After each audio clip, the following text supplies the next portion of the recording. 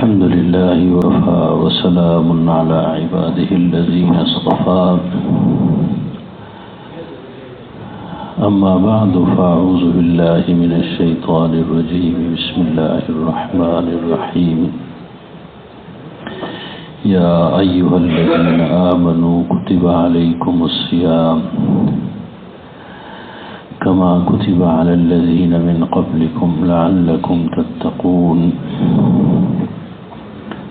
صدق اللہ العظیم۔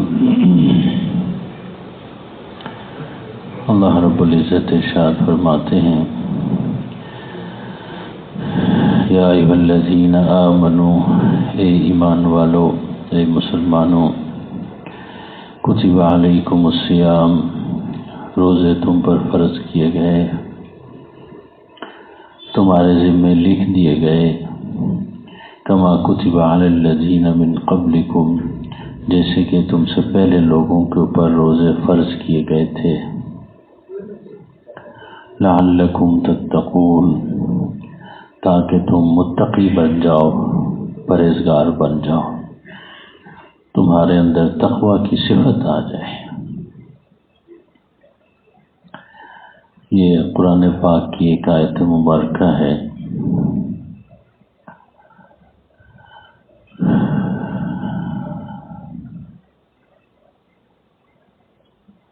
رمضان المبارک کی آمد ہے، آج 24 شعبان ہے، کچھ ہی دنوں کے بعد انشاءاللہ رمضان شریف کا مہینہ شروع ہو جائے گا۔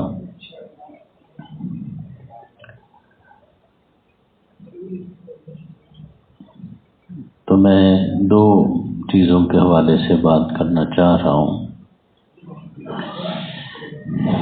ایک تو استقبال رمضان، کہ رمضان شریف کی آمد ہے، رمضان کا استقبال کیسے کرنا ہے، رمضان کی تیاری کیسی کرنی ہے۔ سرکار دو عالم صلی اللہ علیہ وسلم رمضان کا انتظار فرماتے تھے، بڑی شدت کے ساتھ دعا بھی فرماتے تھے، اللہم بلغنا رمضان، یا اللہ ہمیں رمضان مبارک تک پہنچا دے، صحت کے ساتھ، تندرستی کے ساتھ، عافیت کے ساتھ، ہمت کے ساتھ، تاکہ ہم روزہ رکھ سکیں، تراویح پڑھ سکیں، قرآن پڑھ سکیں، نیکیاں کر سکیں، اور یہ جو نیکیوں کا موسم بہار ہے اس میں ہم اپنے لیے زیادہ سے زیادہ اپنی ابدی زندگی کے لیے تیاری کر سکیں، اپنی قبر کی فکر کر سکیں، اپنی آخرت کی فکر کر سکیں، خوش قسمت اعتکاف میں بیٹھ سکیں، خوش قسمت لیلۃ القدر کا اجر و ثواب حاصل کر سکیں۔ یہ ساری نعمتیں اللہ نے اسی کے اندر رکھی ہوئی ہیں۔ ایک تو یہ بات میں نے عرض کرنی ہے آپ سے۔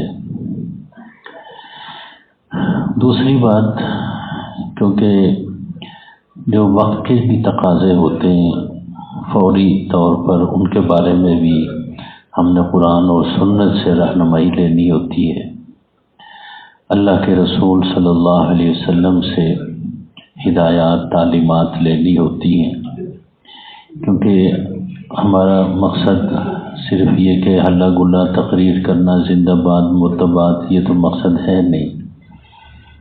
مقصد یہ ہے کہ ہم سارے جمعے کو کم از کم آدھا گھنٹہ، پونا گھنٹہ بیٹھ کے قرآن اور سنت کی جو صحیح تعلیمات ہیں اپنی زندگی میں ان کو لانے کی کوشش کریں۔ جو کچھ میرے پاس علم میں پڑھا ہے، مجھے تو اسی دینی تعلیم پڑھنے پڑھانے میں تقریباً کوئی 45 سال ہو گئے، تو جو کچھ میں نے دیکھا، پڑھا، سنا، سیکھا، وہ میں آپ سے شیئر کروں۔ کوئی ایک بندہ بھی اگر میری بات پہ عمل کر کے، قرآن پر یا حدیث پر عمل کر کے کوئی نیکی کرتا ہے، حضرت مجدد الفسانی رحمۃ اللہ علیہ اپنے زمانے میں فرماتے ہیں کہ دین کا صحیح مسئلہ قرآن و سنت کی روشنی میں کسی کو ایک مسئلہ بتانا 1 کروڑ روپیہ صدقہ کرنے کے برابر ثواب ہے، اتنا بڑا اجر ہے۔ ہم تو ایک نہیں کئی مسئلے بتاتے ہیں، اور پھر یہ آپ کے ذمہ کہ آپ بھی کروڑ پتی بن سکتے ہیں، صرف اپنی جیب میں نہ رکھیں، وہ مسئلہ جو آپ نے قرآن کا یا حدیث پاک کا سنا گھر جا کے کم از کم اپنے گھر میں تو بتا دیں۔ تو اس حوالے سے یہ یاد رکھیے، یہ مارچ کا مہینہ ہے،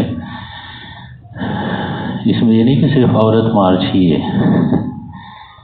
اس میں اور بھی چیزیں، اس میں شجر کاری مہم ہے۔ کیا ہے جی؟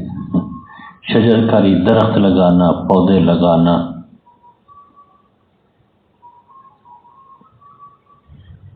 اس سلسلے میں بھی میں نے بات کرنی، 2 باتیں ہیں، پودے لگانا، درخت لگانا۔ دیکھیے ہمارے حکمرانوں کو اب خیال آیا کہ درخت لگانے چاہیے، اور خیال کیوں آیا کہ یہ جو ہے نا بھائی، وہ کہتے ہیں موسمی تبدیلیاں آ رہی ہیں، گلوبل وارمنگ جو ہے نا بھائی اس کی وجہ سے، اور پھر یہ کہ بین الاقوامی طور پر اس کے لیے ڈالر رکھے گئے ہیں، کیا جی، فنڈ رکھے گئے ہیں، کسی طرح 2-4 درخت لگا کے پیسے لے لیے جائیں۔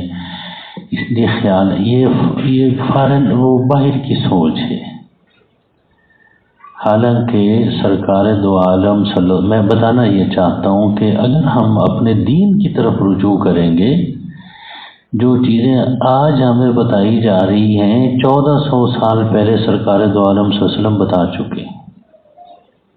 پچھلے دنوں میں ایک رپورٹ پڑھ رہا تھا،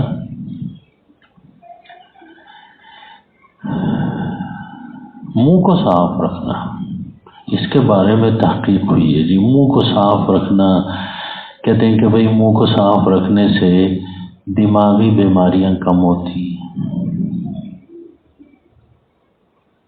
کہتے ہیں کہ بھئی معدہ مضبوط ہوتا ہے، صحت اچھی ہوتی۔ تحقیق ہے، یہ سائنسدانوں نے کی، یہ ریسرچ تحقیق کی۔ حالانکہ ہمارے فقہا نے، دیکھیے سرکار دو عالم صلی اللہ علیہ وسلم نے فرمایا کہ بھئی مسواک کر کے وضو کر کے جو ایک نماز پڑھیں گے وہ دوسری نماز کے مقابلے میں 70 گنا اس کا ثواب۔ کیوں جی، بات کو سمجھ آئی کہ نہیں؟ یہ مسواک کرنے سے ہوتا کیا ہے؟ منہ صاف ہوتا ہے، اور پیلو کے مسواک کریں تو پھر جراثیم بھی کیا ہو جاتے ہیں، منہ صاف کرنا۔ اب آ کے 1400 سال کے بعد آ کے ہمیں بتایا جا رہا ہے، سرکار دو عالم صلی اللہ علیہ وسلم اپنے دین کے اتنا پہلے بتا چکے ہیں۔ منہ کو صاف رکھنا کیسے؟ حدیث میں آتا ہے کہ سرکار دو عالم صلی اللہ علیہ وسلم جب رات کو بیدار ہوتے تھے تو سب سے پہلے مسواک کرتے تھے، منہ کو صاف کرتے تھے، وضو کرتے تھے، پھر تہجد کی نماز پڑھتے تھے۔ معلوم ہوا کہ دماغی بیماریاں بھی نہیں ہوں گی، اور معدہ بھی کیا ہوگا، ٹھیک ہوگا، مضبوط ہوگا، ناشتہ بھی پھر اچھا کیا جائے گا۔ دیکھیں ہمارے فقہا نے لکھا تھا، قدیم فقہا نے لکھا کہ مسواک کرنے سے معدہ مضبوط ہوتا ہے۔ بعض لوگ مذاق اڑاتے تھے، مسواک کرنے سے معدے کے ساتھ اس کا کیا تعلق ہے؟ اب تحقیق سمجھ میں آ گئی۔ اس وقت یہ ٹوتھ پیسٹ اور یہ برش وغیرہ یہ چیزیں تو نہیں تھی، اس لیے یاد یہ چیزیں نہیں تھیں، حضور نے درخت موجود تھے، حضور نے فرمایا درخت کی شاخ سے مسواک کریں ہیں جی۔ اس لیے آج کل لوگ پوچھتے ہیں کہ جی صرف برش کرنے سے، ٹوتھ پیسٹ کرنے سے مسواک کی سنت ادا ہوگی کہ نہیں ہوگی؟ میں ان سے یہ کہتا ہوں کہ بھائی ایک بات ہے کہ برش اور ٹوتھ پیسٹ بھی استعمال کریں، اس کے بعد وہ کیا کہتے ہیں مسواک بھی استعمال کریں، تاکہ حضور کی پرانی سنت بھی زندہ ہو اور جدید دور کے لحاظ سے آپ کا منہ بھی کیا رہے، صاف رہے۔ کیا حرج ہے؟ میں خود ایسا ہی کرتا ہوں، ٹوتھ پیسٹ کرنے کے بعد پھر مسواک میں واش روم میں ہیں 2 مسواک، ایک بھی نہیں، کتنے 2 مسواک ہیں وہاں پر۔ اب میں کیا بتاؤں آپ کو کہ ہم صحیح مسلمان نہیں بنتے۔ میں چترال گیا ہوا تھا تو وہ بچوں نے میرا واش روم از سر 9 بنوایا، بہت پرانا ہو گیا تھا۔ تو واپس آیا ہوں تو وہ جو ہے نا بھائی وضو کی جگہ نہیں ہے وہاں، لیکن بچے نوجوان ہیں، میرے بچے آپ کے نہیں، مولانا صاحب کے بچے، کیونکہ مولانا کے بچے مولانا نہیں ہیں، مسئلہ یہ ہے۔ اچھا وہ جو کیا کہتے ہیں اس کو، شاور، اور شاور کے لیے وہ کھولنے والا تقریباً کوئی 5 فٹ کے فاصلے پہ، حالانکہ وہ تو بالکل میں اسی سے وضو کرتا ہوں، نیچے وہ جگہ ہوتی، چیز ہوتی ہے، اس کے اوپر جو ہے چوکی، اس کے اوپر بیٹھ کے نیچے بیٹھ کے وضو کرتا ہوں، وہاں میرے مسواک کی جگہ ہی کوئی نہیں۔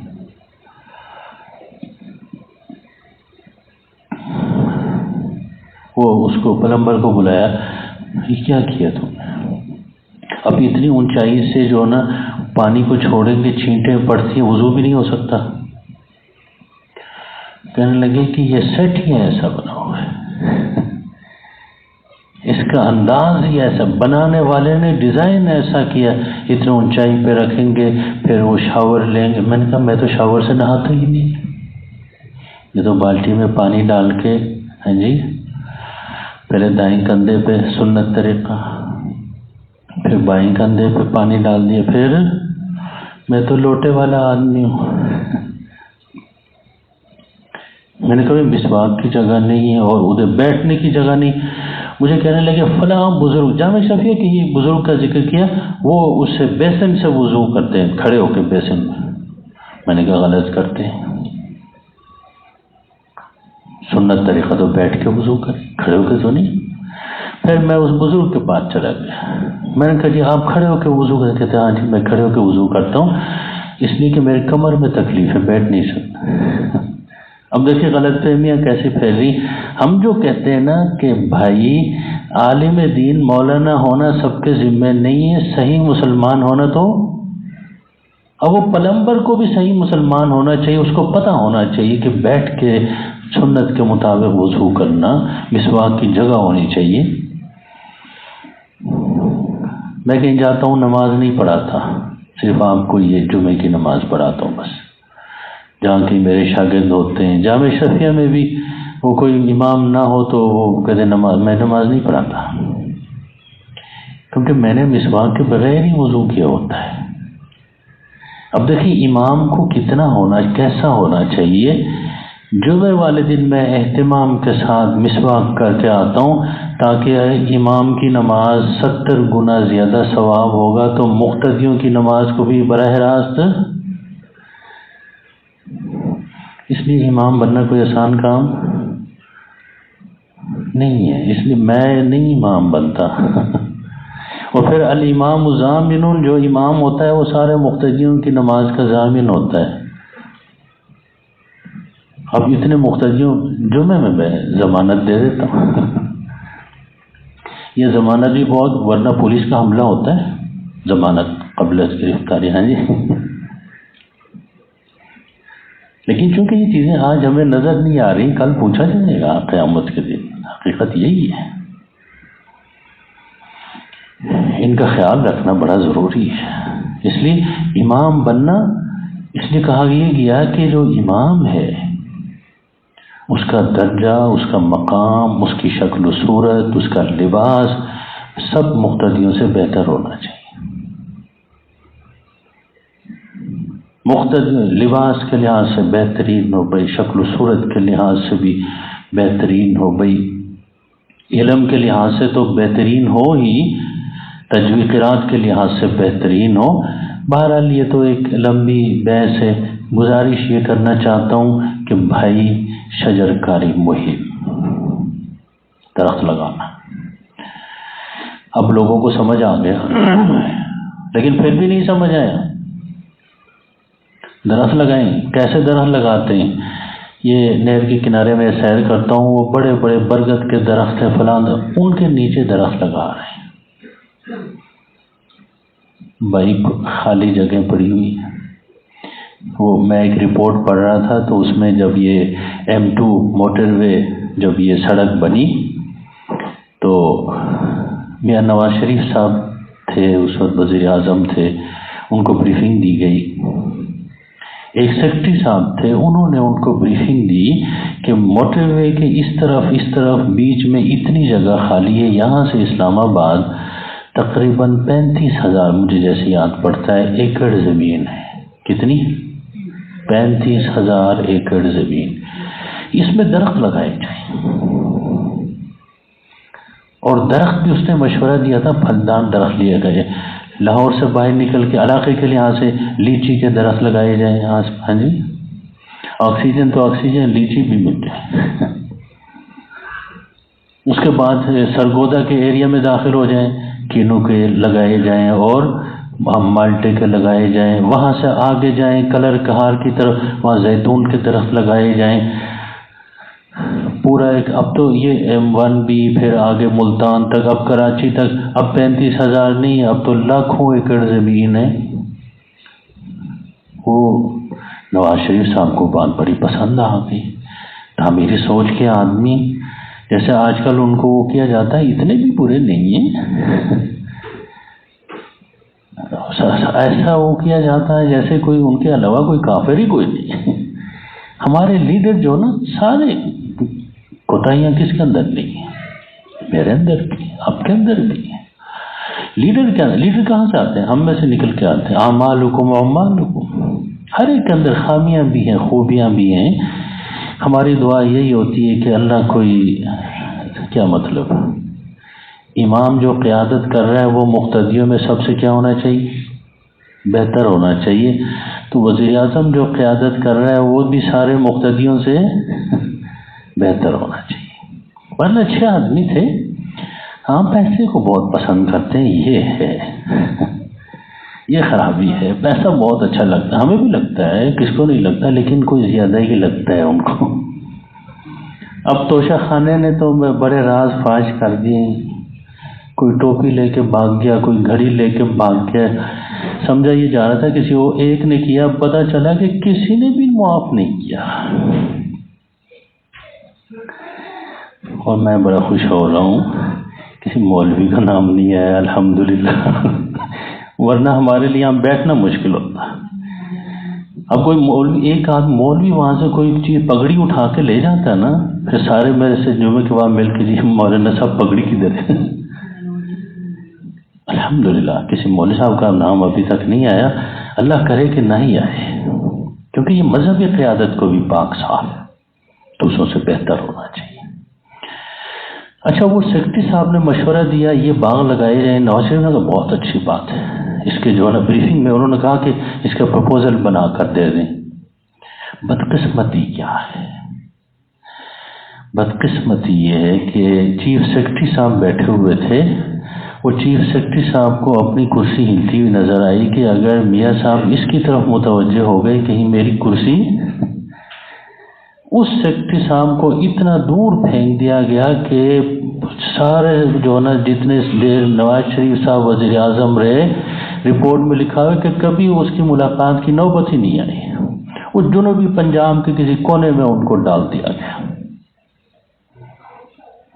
یہ بدقسمتی بات. ورنہ ادھر جو ہے نا بھائی پشاور اسلام آباد جاتے ہوئے گاڑی روکیں، کوئی سرکاری لیچی کھائے ہیں جی، کوئی سرکاری جو ہے نا بھائی امرود کھائیں ہیں جی، پھلدار. اب کیا کھائیں گے؟ اب وہ سفیدے کے درخت لگے ہوئے.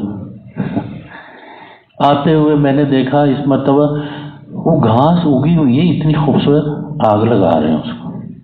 بھائی وہ گھاس آس پاس گاؤں والوں کو کہیں کہ کاٹ کے اپنے ڈنگروں کو ڈالیں، دودھ دیں گے جی. آگ لگا رہے ہیں. آسان فارمولا، آگ لگا دو. سبزے کو آگ لگا دینا اتنا بڑا جرم ہے کہ اس پر سزائے موت ہونی چاہیے. کون کرے؟ وہ کہتے ہیں کہ جی مولوی صاحب انتہا پسند ہوتے ہیں جی، کیوں سبزے کو آگ لگا رہے ہیں؟ اس کو مثبت استعمال کیوں نہیں کر رہے؟ میں حدیث آپ کے سامنے پیش کرنے لگا ہوں. سرکار دو عالم صلی اللہ علیہ وسلم مدینہ شریف میں معبد خاتون کا باغ تھا. کھجوروں کا باغ تھا. جیسے ہمارے ہاں شوگر مل، ٹیکسٹائل مل ہیں جی، یہ تو چیزیں اس وقت ہی نہیں، باغ ہوتے تھے. جس کے پاس باغ ہوتا تھا وہ بہت ہی زیادہ مالدار شمار، تجارت ان کا کاروبار کھجوریں بیچنا ہے جی. حضور ان کے باغ میں تشریف لے گئے، خاتون نے استقبال کیا. ہمارے ہاں خواتین کے بارے میں بھی عجیب تصورات ہیں. اب دیکھیے حضور پاک صلی اللہ علیہ وسلم ان کے باغ میں تشریف لے جاتے ہیں، خاتون استقبال کرتی ہے، خاتون سے حضور ہم کلام ہوتے ہیں، پوچھتے ہیں. معلوم یہ ہوتا ہے کہ اس طرح خواتین کو دیکھ کے بھاگنا بدکنا بھی کوئی ضروری اسلام کا تقاضا نہیں. شریفانہ انداز میں مہذب طریقے سے بات بھی ہو سکتی ہے. پوچھا ان سے کہ بی بی یہ کھجور کے درخت کس نے لگائے، مسلمان نے لگائے یا کسی کافر نے لگائے؟ بی بی بول پڑی کہ نہیں حضور، مسلمان کے لگائے ہوئے درخت ہیں. حضور بڑے خوش ہوئے، فرمایا کہ اس موقع پہ حضور نے، بخاری شریف میں بھی یہ حدیث موجود ہے، مسلم شریف میں بھی موجود ہے، ترمذی شریف میں بھی، حدیث کی تینوں مستند کتابوں میں موجود ہے. کیا فرمایا؟ فرمایا لا یغرس مسلم غرسا الا ما اکل منہ لہ صدقہ. فرمایا کہ کوئی مسلمان پودا نہیں لگاتا مگر یہ کہ اس پودے درخت کے پھل میں سے جو کھایا جائے گا وہ اس کے لیے صدقے کا ثواب ہوگا. امرود کا درخت لگایا ہے، گزرتے ہوئے کسی نے درخت میں سے ایک امرود کھا لیا، آپ کو صدقے کا. ہمارے ہاں صدقہ پھنسا ہوا ہے کالے بکرے میں دیکھا، صدقہ بھی کون سا؟ صدقہ جاریہ.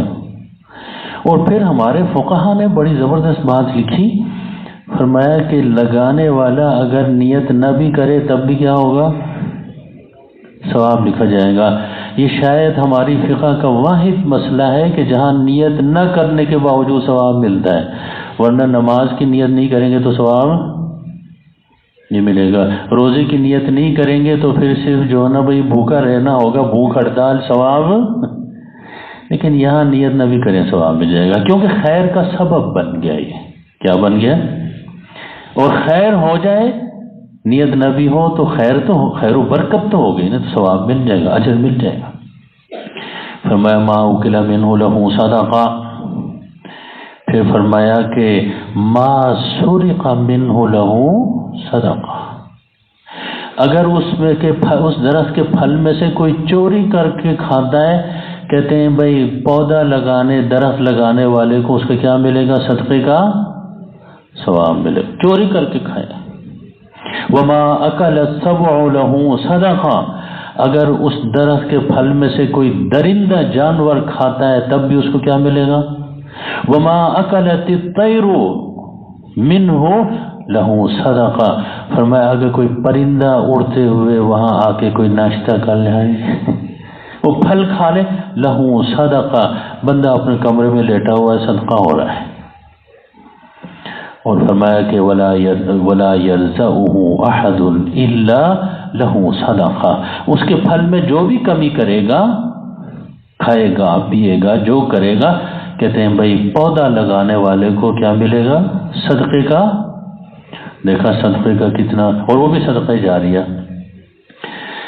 یہاں تک لکھا شرح کرنے والوں نے کہ اگر اس درخت کی ملکیت بھی تبدیل ہوگی لیکن ثواب پودا لگانے والے کو ملے گا. باپ مر گیا، درخت کس کی ملکیت میں آ گیا؟ بیٹے کے. پھر بھی یہ سارے اڑتے پرندوں کا ثواب، بھائی درندے کھائیں، چور کھائے، بھائی کوئی بھی کھائے، ثواب کس کو ملے گا قبر میں؟ درخت لگانے والے کو. یہ صدقہ جاریہ ہے. اس لیے سب سے گزارش ہے جس کے پاس فالتو زمین پڑی ہوئی ہے وہاں پھلدار درخت لگا دے. یہاں تک کہ حضرت انس بن مالک کی روایت ہے، حضور علیہ السلام فرماتے ہیں کہ وَإِنْ قَامَتِ السَّاعَةُ، اگر قیامت قائم ہو گئی، قیامت کی جو ہے نا بھائی گھنٹی بج گئی، سائرن بج گیا، قیامت، ہاں جی ہمارا سائرن ہی بجتا ہے نا، کہ سور پھونکا گیا یعنی سائرن بج گیا۔ فرمایا کہ تم میں سے کسی کے پاس وفی یدی احدکم فصیلہ، اور تم میں سے کسی کے ہاتھ میں کھجور کا پودا ہے، فلیغرسھا، فرمایا یہ نہ سوچے کہ اب قیامت قائم ہونے والی ہے، اس درخت کے لگانے کا زمین میں فائدہ کوئی نہیں، فرمایا اس پودے کو قیامت قائم ہونے سے پہلے زمین میں لگا دے، اس کو اس کے لگانے کا ثواب مل جائے گا۔ کون درخت لگاتا ہے؟ کس کے پاس وقت ہے بھائی؟ حکومت کہتے ہیں درخت لگا رہے ہیں، ٹھیکے ہوتے ہیں، فلاں ہوتا ہے، کمیشن ہوتے ہیں، زمین پہ کوئی درخت، اور اگر لگتا بھی ہے، میں سیر کرنے جاتا ہوں، یہ نہر کے کنارے سیر کرتا ہوں عصر کے بعد یا فجر کے بعد، درخت لگا رہے ہیں، کون سے لگا رہے ہیں؟ ایک درخت بھی پھالدار نہیں ہے۔ کے میں لگائے 1 ارب درخت لگا رہے ہیں، کیا بے فیض حکمران ہے، بے خیر حکمران ہے۔ میں جاتا ہوں سڑک کے کنارے اپنے گھر تک، لواری ٹاپ سے نیچے اتر کے ادھر درخت لگے، ادھر لگے، ادھر لگے، درخت لگے ہیں، وہ کافی بڑے بھی ہو گئے ہیں، ایک درخت بھی میں نے پھلدار نہیں دیکھا۔ حضور نے کیا فرمایا؟ دیکھیے درخت لگانا ایک ہے، پھلدار درخت لگانا، کیونکہ باہر والوں نے کہا کہ آکسیجن یہاں سے آتی ہے، پھر ڈالر ہماری طرف سے آئیں گے، درخت لگاؤ، یہاں والے اپنے دماغ سے سوچتے یا اپنے دین سے رہنمائی نہیں لیتے، سرکار دو عالم صلی اللہ علیہ وسلم کی حدیث تعلیم سے رہنمائی نہیں پھلدا۔ اب سنا ہے کوئی آوازیں اٹھنے لگی، میں تو 2-3 سال سے اسی پہ بیان کر رہا ہوں، جہاں چترال بھی جاتا ہوں وہاں بھی یہ وہی پھلدار درخت۔ اب سنا ہے کچھ خیالات حکومت تک بھی پہنچ گئے، اور لوگ بھی آواز اٹھاتے ہوں گے کہ یہ پھلدار درخت لگانے چاہیے ہر علاقے کے لحاظ سے۔ ہمارے ہاں درخت کون سے؟ اخروٹ کے درخت لگائے۔ میرے گھر میں ایک درخت لگا ہوا تھا، وہ یاد رکھیے میرے 7ویں پشت پہ دادا نے ناشپاتی کا ایک درخت لگایا تھا، تقریباً کوئی 100-150 سال اس درخت کی عمر تھی، وہ 5-6 سال پہلے وہ درخت ختم ہو گیا۔ کہتا ہوں بابا جی تو قبر میں جو ہے نا مالا مال ہو گئے، کہ لگایا بھی کہاں تھا؟ راستے کے کنارے گرتا رہتا تھا، آنے جانے والے کھاتے پیتے، ہم بھی کھاتے بھائی، سکھاتے بھی تھے اس کو، پھر بھی بچ جاتا تھا، کیونکہ جس چیز میں آپ دوسروں کا حصہ رکھیں گے اس کا پھل کیا ہوگا؟ زیادہ آئے گا، یاد رکھیں۔ اپنی کمائی میں دوسروں کا حصہ رکھیں، کمائی زیادہ ہو جائے گی انشاءاللہ۔ اس درخت کو اتنے پھل، اور 5-6 سال پہلے 6-7 سال پہلے وہ درخت ختم ہو گیا، اب میں نے پیوند لگا کے وہ درخت کی نسل میں نے نکالی ہے، میں نے بھی راستے کے کنارے لگائے، پھل آ رہا ہے جا رہا ہے، لوگ کھا رہے ہیں، راستے کے نیچے گر، ہم بھی کھاتے ہیں، رچ بھائی جان چترال سے یہاں بھی بھیجتے ہیں، وہ جب میں وہاں نہیں پہنچ پاتا فریزر میں رکھ کے کھاتا ہوں، وہ دوائی ہے، سمجھیں کہ جو نا بھائی معدے کے لیے علاج ہے، وہ ایسے خاص قسم کے وہ ناشپاتی ہے۔ اسکول میں چھٹیاں ہوتی تھی، میرے تایا تھے مولانا شہاب الدین صاحب، چترال جب ریاست تھی اس کے سپریم کورٹ کے جج رہے میرے تایا مولانا شہاب الدین صاحب، وہ مجھے کہتے بیلچہ لے لو بیٹا، بیلچہ لیتے، راستے کے کنارے جا کے آڑو کا درخت لگا رہے تھے، میں چھوٹا تھا، میں نے کہا اسکول میں پڑھتا تھا، بادشاہ آدمی، میں نے کہا جی یہاں لگائیں گے تو آنے جانے والے راستے میں لوگ کھا جائیں گے، ہمیں تو کوئی نہیں دے گا۔ کہنے کا ارے بیوقوف آدمی، یہ راستے کے کنارے لگا ہی اس لیے رہے ہیں کہ لوگ آتے جاتے پھل کھا لیں، اسی نیت سے لگا رہے ہیں، دوسروں کے لیے لگا رہے ہیں، یہ ہے نہیں۔ اس لیے ہم تو شروع سے ہی بڑے لوگوں کے ساتھ، ہمارے اپنے گھر میں سپریم کورٹ کا جج تھا جی، چترال سپریم کورٹ کونسل عدالت کہا جاتا تھا اس کو۔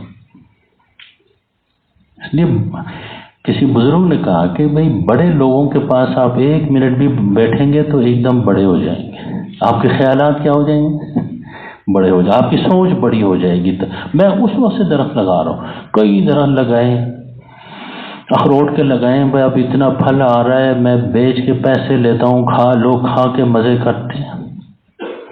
بھائی جان درخت لگائیں، آج کا پیغام یہی ہے، پھلدار درخت لگائیں، مسجد بنانے کی طرح کا ثواب ہے، اجر ملے گا، صدقہ جاریہ میں قبر میں بھی چلے جائیں گے اجر ملتا رہے گا۔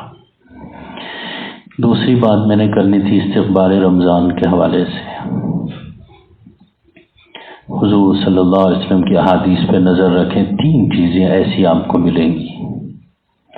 حضور نے فرمایا کہ وہ بندہ جس کے سامنے میرا نام لیا گیا اس نے درود نہیں پڑھا، حضرت جبریل امین نے فرمایا کہ اس کی ناک خاک آلود ہو، تباہ ہو، برباد ہو، ناکام ہو۔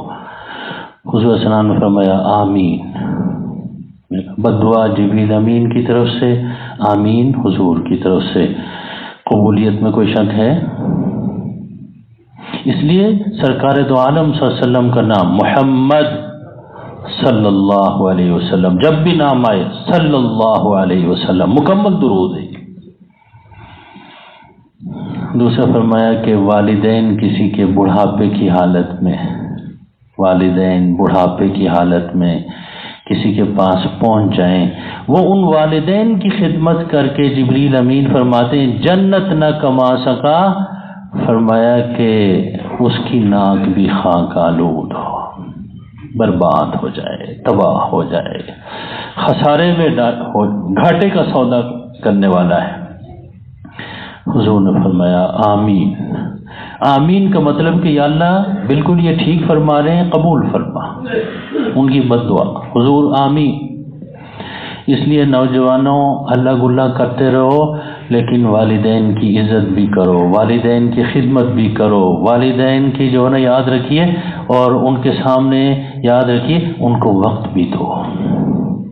اب تو یاد رکھیے کھا پی نہیں سکتے، یہ پرہیز وہ پرہیز وہ پرہیز، کم از کم جو ہے نا بھائی گپ شپ تو والدین کے ساتھ لگایا کرو، گپ شپ کا بھی پرہیز، گپ شپ کی اور گپ شپ لگانے سے ان کی صحت، یاد ہے کپ چائے پینے سے جتنی صحت ہوتی ہے اس گپ شپ سے اسے زیادہ اچھی ہو جائے گی۔ والدین کو وقت دیں، عزت دیں، خدمت دیں۔ تیسرے نمبر پہ حضور نے فرمایا کہ رمضان آئے، جبریل امین نے کہا رمضان آئے اور رمضان واپس جائے، ختم ہو جائے اور بندہ اپنے گناہوں کو بخشوا نہ سکے، جبریل امین کہتے ہیں اس کی ناک خاک آلود۔ حضور نے فرمایا آمین۔ اتنا اہم مہینہ، اتنا عظیم شان مہینہ، ثوابوں سے بھرا، اجر سے بھرا، اللہ کی رحمتوں سے بھرا مہینہ، رات کی رحمتیں، دن کی رحمتیں، بندہ غافل ہو کے نکل جائے، جبریل امین فرماتے ہیں اس کی ناک خاک آلود۔ حضور فرماتے ہیں آمین، رمضان آ رہا ہے، یا اللہ ہم سب کو جبریل امین کی بد دعا سے محفوظ فرما، حضور کی بد دعا سے، حضور نے جو آمین کہی اس کی تصدیق کی، اس بد دعا کی، یا اللہ اس سے محفوظ فرما۔ استقبال رمضان یہی ہے کہ رمضان کو اس بد دعا سے بچتے ہوئے گزار دیا جائے، جب رمضان رخصت ہو جائے تو ہمارے سارے گناہ معاف ہو چکے ہوں۔ وآخر دعوانا الحمدللہ رب العالمین۔